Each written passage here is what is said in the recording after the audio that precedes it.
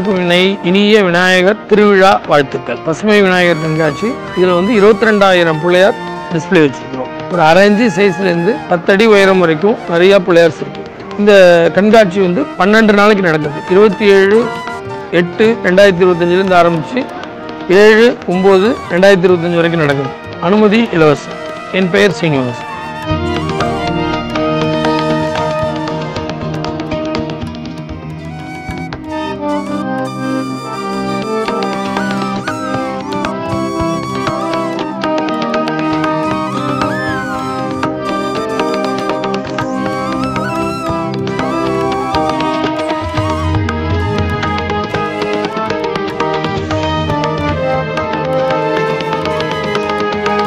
இது வந்து திருச்சி மலைக்கோட்டை விநாயகர்.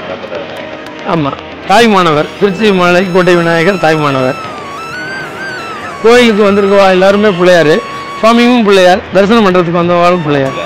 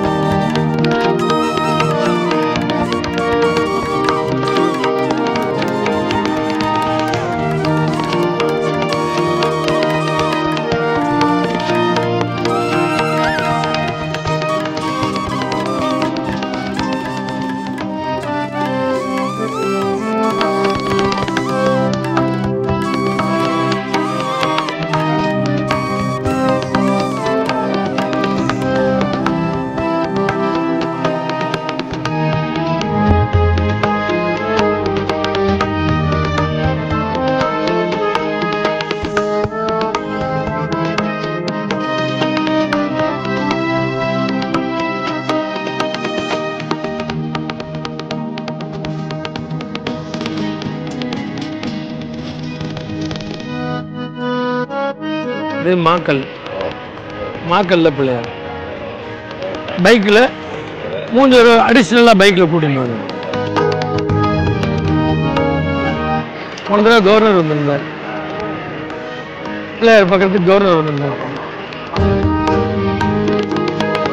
மேலே ஏறி திருப்பி அதுக்கு மேலே வந்து சபரி 18ஆம் படிக்குது பிள்ளையார். இந்த பக்கம் கற்பன சுவாமி, தேங்காய் குண்டம்.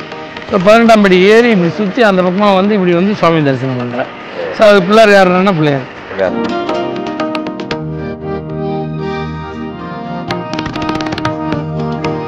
இது எல்லாமே குழந்தைங்க பிள்ளையார். ஒரு தாயினுடைய வயிற்றில் 9 மாத குழந்தையிலேருந்து ஒரு விடலை பருவம் வரைக்கும் உள்ள எல்லா பிள்ளையாரும் இதில் இருக்குது. பிள்ளையார் வந்து நமக்கு வந்து நீங்கள் குனிஞ்சு நின்னீங்கன்னா உங்களை வந்து ஆசீர்வாதம் பண்ணுவார் எந்திரிச்சு வந்து.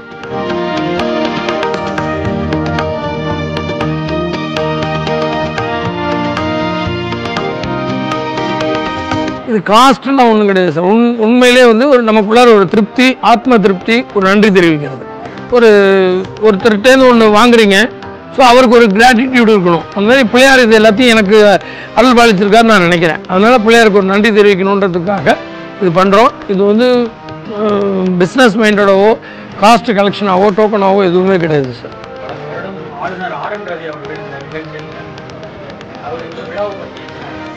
அவருடைய ட்விட்டரில் ரொம்ப பெருமையாக போட்டிருக்காரு. அவருடைய ட்விட்டரில் இந்த விழாவை வந்து ரொம்ப சிறப்பு மிக்கதாக இருந்தது, எனக்கு மனசுக்கு திருப்தியாக இருந்தது பார்த்தது அப்படின்னு சொல்லிட்டு அவருடைய ட்விட்டரில் அவர் போட்டிருக்கார்.